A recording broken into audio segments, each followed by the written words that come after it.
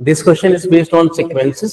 Sequences में AP का इसमें इस्तेमाल है। देखिएगा, let a n is equals to 46 plus 8n and bn is equals to 98 plus 4n be two sequences for natural number n less than or equal to 100, then the sum of all the common terms to both the sequences आपको पता करना है। तो first of all sequences में terms क्या होंगे, n equal to 1 से शुरू करिए, 100 तक लिखना है। तो इसमें पहला टर्म आपका आएगा 46 प्लस 8 52 54, ठीक है, 54 then 62 then 70 then 78 and so on till कहां तक 100 रखेंगे तो 846, ठीक है। दूसरा सीक्वेंस देखिए, ये भी एपी बनेगा, 1 रखेंगे तो 98 प्लस 4 102 हो जाएगा, फिर 106 आएगा, फिर 110 आएगा एंड ये भी चलेगा। और जैसे आप 100 रखेंगे तो आखिरी टर्म आएगा 498 498, ठीक है। तो फर्स्ट ऑफ ऑल इसमें कॉमन टर्म निकालना है, पहला चैलेंज है। कॉमन टर्म कैसे निकालेंगे? एक तो आइडिया ये है कि आप इसको बढ़ाते रहिए तो आपको कॉमन टर्म ऑब्वियसली मिल जाएगा। दूसरा आइडिया, जैसे मैं इसको सवाल को करता हूं वो मैं आपको शेयर करता हूं। इसका कॉमन डिफरेंस 8 है और यहाँ कॉमन डिफरेंस 4 है, ठीक है। अगर आप नोटिस करें कि कॉमन डिफरेंस अगर डिवाइड करा जाए किसी भी एपी के अंदर तो हमेशा रिमाइंडर सेम आता है। फॉर एग्जाम्पल, अगर मैं फर्स्ट सीरीज में डिवाइड करूं 8 से तो रिमाइंडर आएगा, मैं यहाँ रिमाइंडर लिख रहा हूँ, रिमाइंडर आएगा 6। आप चेक करके देख लीजिए, कहीं भी डिवाइड करिए 8 से, रिमाइंडर आएगा 6। दूसरा, अगर आप 4 से डिवाइड करें इस पूरी सीरीज में कहीं पे भी तो रिमाइंडर इस केस का आएगा 2, ठीक है। तो मैं क्या चेक करूंगा कि क्योंकि यहाँ पे टर्म्स बड़े हैं तो यही चेक कर लीजिए कि अगर मैं 8 से डिवाइड यहाँ करूं तो क्या रिमाइंडर 6 आता है।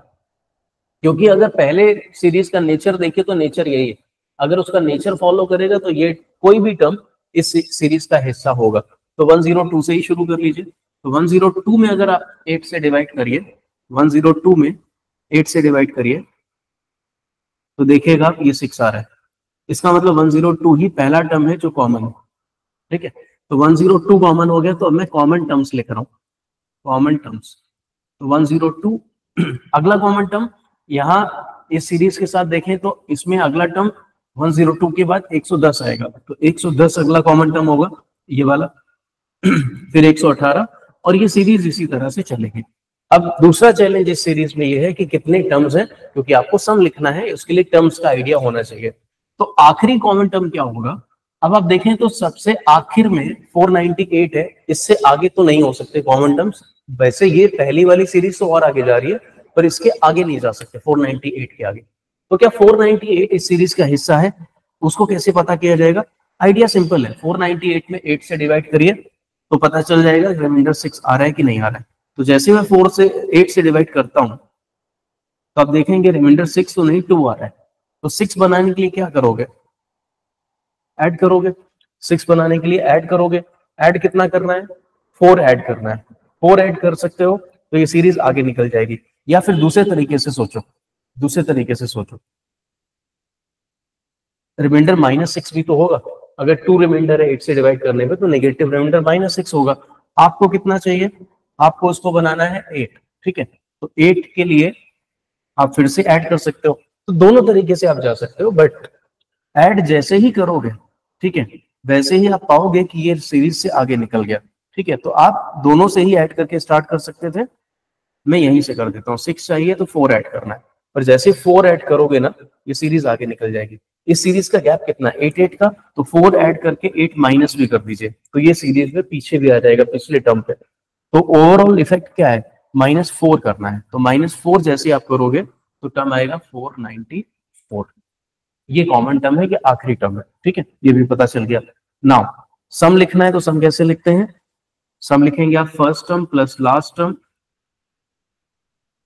Divided by 2 into number of terms. Number of terms कैसे आएंगे? Last term minus first term divide by common difference plus 1। इसको सॉल्व करेंगे तो ये आएगा 50। तो मतलब 50 टर्म्स है। अब सम लिखना आसान है।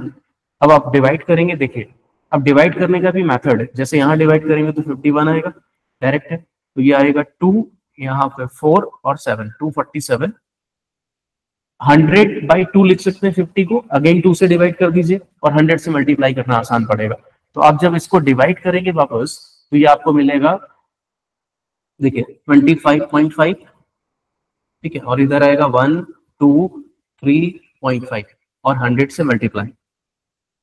ठीक है, ये ऐड कर लीजिए, ये आपका आएगा 148 और 149, 149 और 00।